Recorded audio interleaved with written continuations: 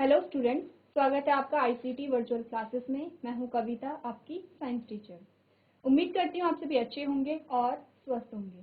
So class, आज हम continue करेंगे अपना chapter number 2, that is component of food, यानी कि भोजन के घटक। इस चैप्टर में हम क्या पढ़ रहे थे? जो भोजन के कौन कौन से घटक होते हैं, वो जो घटक होते हैं उनसे हमें क्या प्राप्त होता है, किस प्रकार का घटक हमें किस प्रकार के भोजन से मिलता है। तो इसमें कुछ टॉपिक को हम कवर कर चुके हैं। आज हम नया टॉपिक स्टार्ट करेंगे। उससे पहले हम एक क्विक रिवीजन कर लेंगे कि अभी तक हमने इस चैप्टर में क्या क्या पढ़ा है। तो आइए स्टार्ट करते हैं। चलिए, सबसे पहले हमने डिस्कस किया यहाँ पे कंटेंट को। जब भी हम कोई चैप्टर स्टार्ट करते हैं तो हम क्या करते हैं, वो जो पूरा चैप्टर है उसे अलग अलग पार्ट में तोड़ देते हैं कि हमें कौन सा टॉपिक किस प्रकार से पढ़ना है। इससे क्या होता है, पूरा जो चैप्टर है उसका हमें एक आइडिया लग जाता है कौन से टॉपिक हमारे पास है और किस प्रकार से हम उन्हें पढ़ेंगे। तो हमने स्टार्ट किया था सबसे पहले इंट्रोडक्शन से। हमारे पास एक क्वेश्चन आया था, विभिन्न खाद्य पदार्थों में क्या होता है। हम अलग अलग भोज्य पदार्थों को लेते हैं। आपने देखा, अगर आप अपनी दिनचर्या के बारे में सोचेंगे, सुबह से लेकर शाम तक हम अलग अलग प्रकार के भोजन को ग्रहण करते हैं। कभी हम अनाज खाते हैं, कभी हम सब्जियां खाते हैं, दालें खाते हैं, फल खाते हैं। इस प्रकार से हम अलग अलग भोज्य पदार्थों को, अलग अलग फूड आइटम्स को कंज्यूम करते हैं। अब क्वेश्चन ये आ रहा है कि भोज्य पदार्थों में क्या होता है। तो जब हमने पढ़ा था इंट्रोडक्शन के बारे में तो हमने क्या जाना था, हमने कहा था भोज्य पदार्थ में हमें पोषक तत्व मिलते हैं। क्या क्या हमें यहाँ पे मिलेगा? हमने कहा अलग अलग न्यूट्रिएंट मिलेंगे, यानी कि पोषक मिलेंगे। क्या हमें मिला? भोजन में पोषक तत्व हमें मिले हैं। तो इसी के बाद नेक्स्ट जो हमारा टॉपिक होगा वो किसके बारे में होगा? न्यूट्रिएंट के बारे में होगा, यानी कि पोषक तत्वों के बारे में होगा।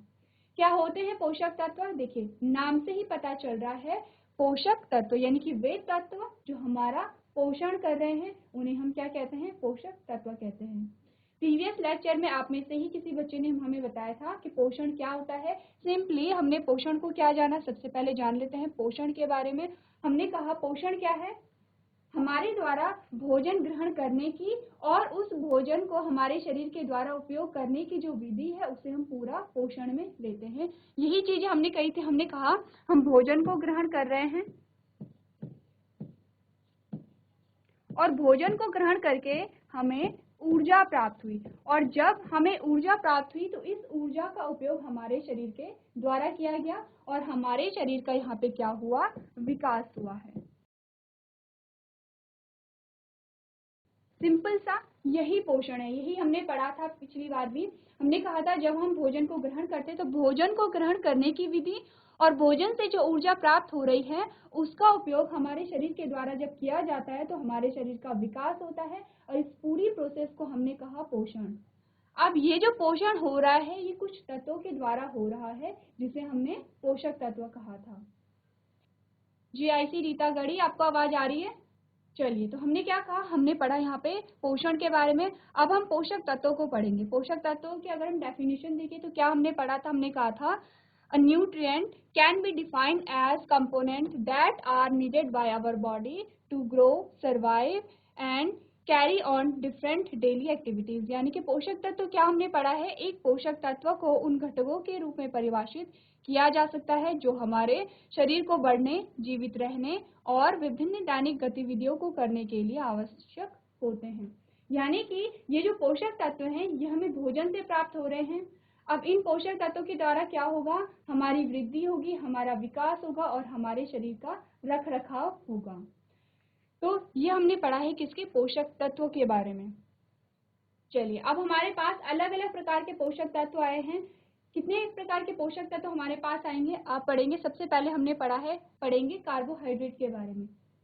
सेकंड हम जानेंगे यहाँ पे प्रोटीन के बारे में कि प्रोटीन क्या होता है। इसके बाद जो नेक्स्ट हमारे पास हेडिंग आएगी वो आएगी यहाँ पे फैट के बारे में, यानी कि वसा के बारे में। उसके बाद हम जानेंगे विटामिन के बारे में, देन मिनरल के बारे में और वाटर के बारे में। ये सारी चीजें क्या होती हैं? पोषक तत्व होते हैं, यानी कि इन्हीं से हमारा पोषण होता है। तो क्या क्या हम इनके बारे में पढ़ेंगे? सबसे पहले हम पढ़ेंगे जो पोषक तत्व हैं, किस पोषक तत्व से हमें क्या मिलता है, यानी कि इस पोषक तत्व का क्या कार्य होता है। पहली बात हम ये पढ़ेंगे। दूसरी बात हम क्या जानेंगे कि ये जो पोषक तत्व हैं इनके स्रोत क्या हैं। तो सबसे पहले आप यहाँ पे नोट करेंगे कि टोटल हमारे पास जो पोषक तत्व हैं वो कितने होते हैं।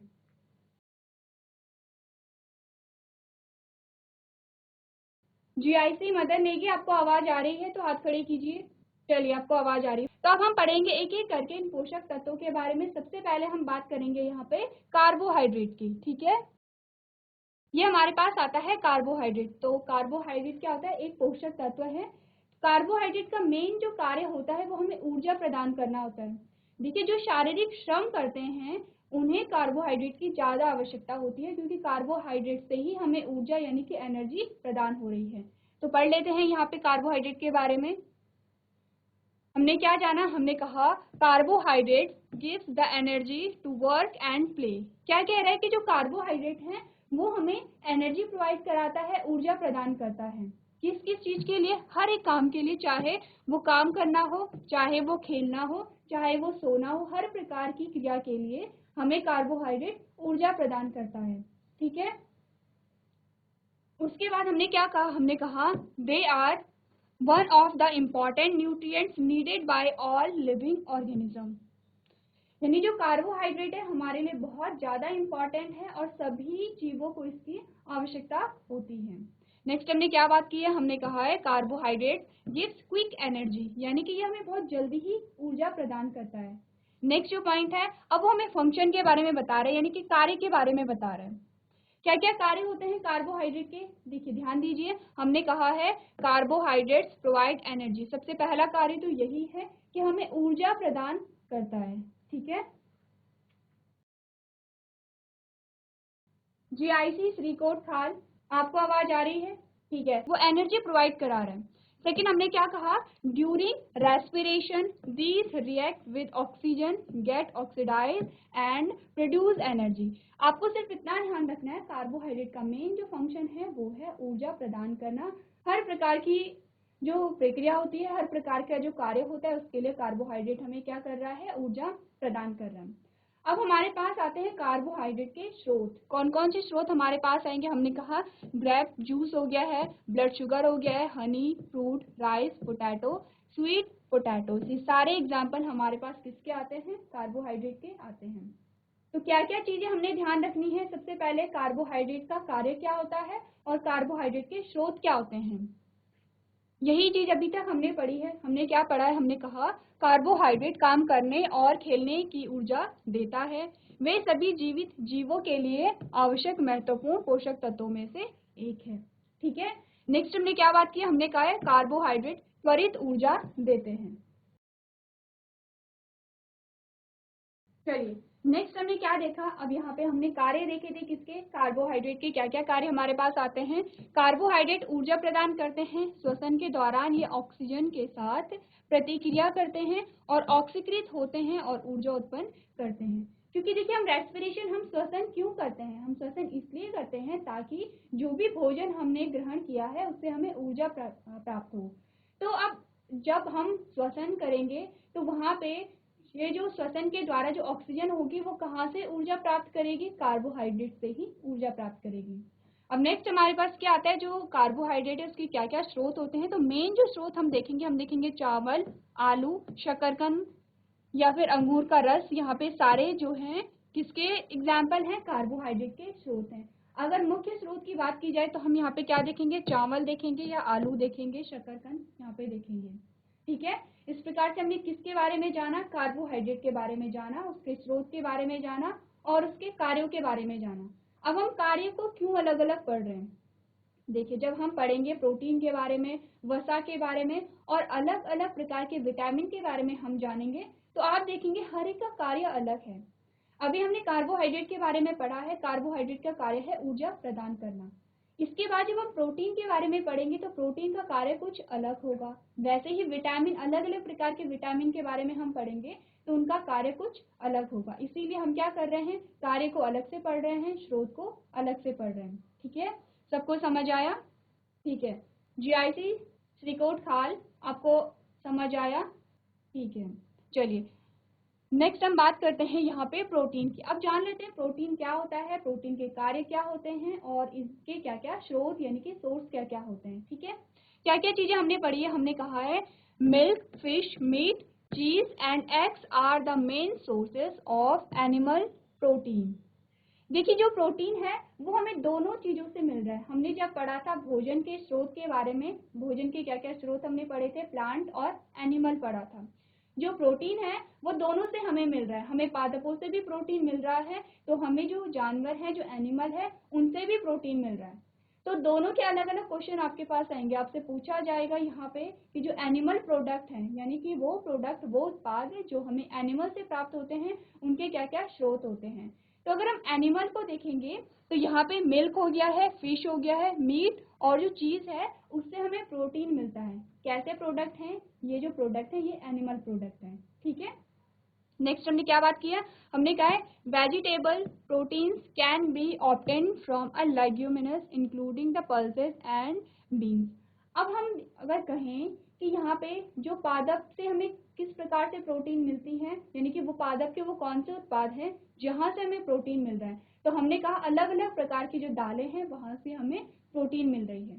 दो अलग अलग चीजें आपके पास आ गई हैं। जो यहाँ पे एनिमल प्रोडक्ट है, यानी जो पशु उत्पाद है, तो पशु उत्पाद से हमें कहाँ से प्रोटीन मिला? हमें मिल्क से, फिश से और मीट से हमें क्या मिला? प्रोटीन मिला। अब अगर हम यहाँ पे प्लांट प्रोडक्ट की बात करें, यानी कि पादप उत्पाद की बात करें, तो हमें कहाँ से प्रोटीन मिला? जो अलग अलग प्रकार की दालें होती हैं उनसे हमें प्रोटीन मिला, ठीक है। नेक्स्ट हमने क्या कहा? हमने कहा protein are required for growth and repairing of our body. अब देखिए यहाँ पे आपको कार्य बताया जा रहा है प्रोटीन का, अलग कार्य यहाँ पे आ गया। क्या कह रहा है कि प्रोटीन की रिक्वायरमेंट किसके लिए होती है? ग्रोथ यानी कि वृद्धि के लिए होती है, और जो हमारी बॉडी होती है उसकी रिपेयरिंग के लिए होती है। रिपेयरिंग का क्या मतलब है? हम सबको चोट लगती है, तो हमने क्या देखा, जब भी हमें चोट लगती है तो वो चोट धीरे धीरे ठीक होने लगती है। तो यानी कि वहां पे क्या होगा, जो नए सेल्स होंगे, नई कोशिकाएं होंगी, वो बनेंगी और हमारी जो स्किन है वो पहले के जैसे हो गई है। क्या हुआ यहाँ पे? रिपेयरिंग हुई, यानी कि पुनः निर्माण हुआ। हमारी जो चोट है वो सही हो गई है, वहां पे जो सेल्स हैं, जो कोशिकाएं हैं, वो फिर से बन रही हैं। तो इसमें किसका योगदान होता है? प्रोटीन का योगदान होता है।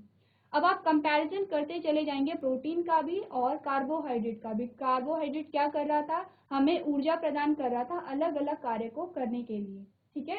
और अगर हम प्रोटीन की बात करें तो प्रोटीन क्या कर रहा है? हमारी वृद्धि के लिए उत्तरदायी है। वृद्धि से क्या मतलब है? हमने कहा वृद्धि से मतलब है कि जब एक छोटा सा बेबी आपने देखा होगा, आपने किसी नवजात शिशु को देखा और धीरे धीरे धीरे आपने देखा कि वो बड़ा हो रहा है, उसका आकार बढ़ रहा है, उसका वेट यानी कि उसका भार बढ़ रहा है, और इस प्रकार से वो जो छोटा सा नवजात शिशु था अब वो बड़ा हो चुका है। क्या हुआ? उसके शरीर की वृद्धि हुई। तो शरीर की वृद्धि के लिए कौन यहाँ पे उत्तरदायी है? यहाँ पे उसके लिए प्रोटीन उत्तरदायी होगा, ठीक है। नेक्स्ट हमने रिपेयरिंग की बात की है, जो आप ध्यान रखेंगे। हमने क्या कहा? हमने कहा they help in building new tissues, यानी कि नए ऊतकों के निर्माण में ये सहायता करता है। अब ऊतक क्या होते हैं? देखिए हमारी जो पूरी बॉडी है, पूरा जो हमारा शरीर है, उसका निर्माण कोशिकाओं से होता है। कुछ इस प्रकार की कोशिकाएं होंगी। जब आप हायर क्लासेस में जाओगे तब आप पढ़ोगे कोशिका के बारे में। इस प्रकार की जो कोशिकाएं होती हैं, यह एक कोशिका, ठीक है। और बहुत सारी कोशिकाएं मिलके क्या बनाती हैं? ऊतक बनाती हैं। और इसी प्रकार से बहुत सारे ऊतक मिलके हमारी पूरी शरीर का, हमारी पूरी बॉडी का यहाँ पे निर्माण करते हैं, ठीक है। तो इसीलिए ये क्या कहता है कि टिश्यू के निर्माण में यहाँ पे कौन ज्यादा जिम्मेदार है? यहाँ पे प्रोटीन जिम्मेदार होगा। नेक्स्ट हमने क्या बात की है? हमने कहा है they also account for a fibrous nature of hair and nails and for the structure of muscles. They are a part of our blood and helps in proper functioning of our body. ठीक है, ये हमने पढ़ा है किसके बारे में? Protein के बारे में। प्रोटीन के फंक्शन हमने पढ़े हैं। हमने कहा है जो प्रोटीन है वो हमारे ब्लड का पार्ट होता है और हमारे शरीर जो अलग अलग प्रकार के कार्य करता है उसमें सहायता प्रदान करता है। देखिए क्या क्या चीजें हमने पढ़ी हैं। हमने कहा है दूध, मछली, मांस, पनीर और अंडे पशु प्रोटीन के मुख्य स्रोत हैं। दो चीज आपको ध्यान रखनी है। एक चीज आपको यहाँ पे मिल गई है कि पशु उत्पाद से हमें कहाँ कहाँ से प्रोटीन मिल रहा है। दोनों चीज आपको ध्यान रखनी है। सेकंड हमने क्या बात की है? सेकेंड हमने बात की है दालों और फलियों सहित फलियों से वनस्पति प्रोटीन प्राप्त किया जा सकता है, यानी कि पादपों से हमें जब प्रोटीन प्राप्त हो रहा है तो उसके अलग अलग एग्जाम्पल आपके पास है। आपके पास क्वेश्चन आ सकता है कि पशुओं से प्राप्त होने वाला जो प्रोटीन है उसके स्रोत लिखिए, या फिर जो पादपों से प्राप्त होने वाला प्रोटीन है उसके स्रोत लिखिए। दोनों आपके पास आ गए हैं। ठीक है, नेक्स्ट हमने क्या बात की है, हमने कहा हमारे शरीर की वृद्धि और मरम्मत के लिए प्रोटीन की आवश्यकता होती है। ये बात हम कर चुके हैं कि हमारे शरीर की वृद्धि हो या मरम्मत हो उसके लिए प्रोटीन की आवश्यकता होती है। और प्रोटीन क्या होगा, नए ऊतकों के निर्माण में मदद करते हैं। वे बालों और नाखूनों की सख्त रेशेदार प्रकृति और मांसपेशियों की संरचना के लिए भी खाए जाते हैं, यानी कि हमारे जो बाल होते हैं, हमारे जो नाखून होते हैं, उसकी वृद्धि में भी प्रोटीन क्या होता है, जिम्मेदार होता है। नेक्स्ट क्या बात की हमने, वे हमारे रक्त का हिस्सा हैं और हमारे शरीर के समुचित कार्य में मदद करते हैं। तो यहाँ पे हमने क्या पढ़ा, प्रोटीन के बारे में पढ़ा, प्रोटीन के अलग अलग स्रोत किस प्रकार से हैं वो पढ़े, और प्रोटीन का कार्य पढ़ा। तो ये सारी चीजें आप लोग नोट करेंगे, आप देखेंगे सारे जो भी प्रोटीन के बारे में आपने पढ़ा है सारे बच्चे से नोट करेंगे। चलिए, अभी तक हम पढ़ चुके हैं कार्बोहाइड्रेट के बारे में और प्रोटीन के बारे में। नेक्स्ट हमारे पास क्या आएगा, फैट यानी कि वसा के बारे में हम पढ़ेंगे।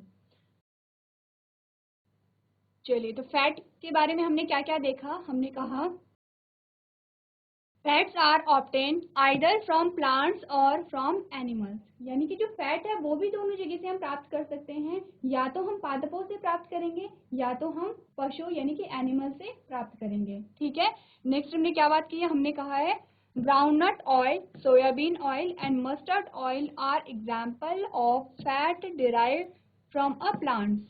ठीक है, यहाँ पे भी आपको अलग अलग स्रोत बताए गए हैं। देखिए, पहला आपको बताया गया है कि जो प्लांट हैं, जो पादप हैं, कौन कौन से ऐसे स्रोत हैं जहां से हमें फैट यानी कि वसा प्राप्त हो रही है। क्या क्या एग्जाम्पल आपके पास आए हैं, आपने ध्यान देना है।